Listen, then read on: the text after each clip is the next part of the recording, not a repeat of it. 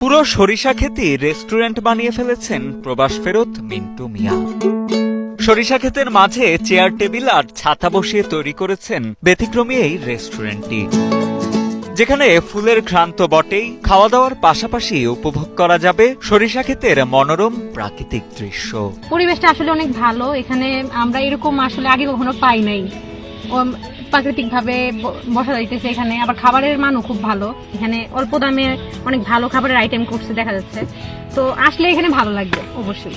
12 বছর প্রবাসে থাকার পর দেশে ফিরে এলাকায় একটি মুদির দোকান নিয়ে ব্যবসা শুরু করেন প্রবাস ফেরত মিন্টু মিয়া। নেত্রকোনা ঈশ্বরগঞ্জ রাস্তার পাশে নিজের সরিষা ক্ষেতে কিছু একটা করার চিন্তা ভাবনা করতে থাকেন মিন্টু। সেই ভাবনা থেকেই মাসখানেক আগে নিজের সরিষা ক্ষেতে চেয়ার টেবিল আর ছাতা বসিয়ে গড়ে তোলেন ব্যতিক্রমী এই রেস্টুরেন্টটি।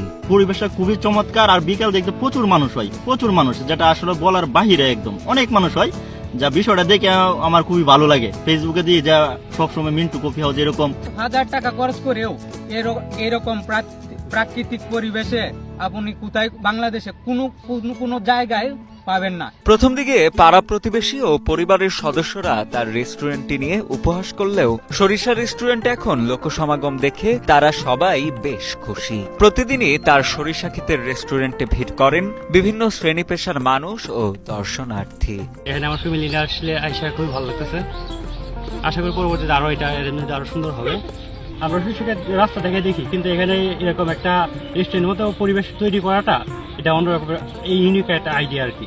মিন্টু মিয়া জানান, দুবাই ও বেঙ্গালুরে সুপার শপে বেশ কিছুদিন কাজ করেছিলেন তিনি। দেশে ফিরে সেই অভিজ্ঞতাকে কাজে লাগাতেই গড়ে তোলেন ব্যতিক্রমী এই রেস্টুরেন্টটি। প্রতিদিন সকাল থেকে মধ্যরাত অবধি সরিষা ক্ষেতের রেস্টুরেন্টে দেখা যায় মানুষের আনাগোনা।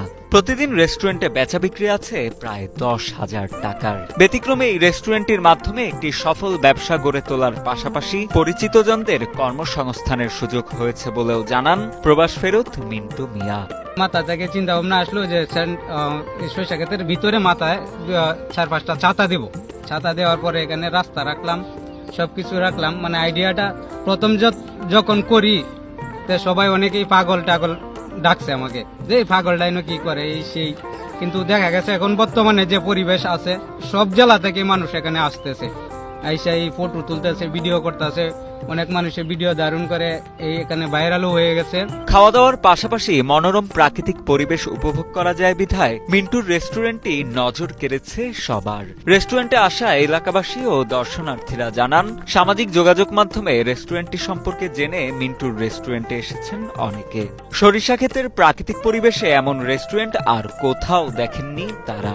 রেস্টুরেন্টের খাবারের দাম ও মানও ভালো বলে জানান ঘুরতে আসা দর্শনার্থীরা। ভালো প্লেস যদি আমি বলি, তাহলে আমি ফার্স্ট টাইম এরকমই দেখেছি যে সরিষার ক্ষেতের মাঝখানে একটা রেস্টুরেন্ট, এটা খুবই রেয়ার, পাওয়া যায়ই না।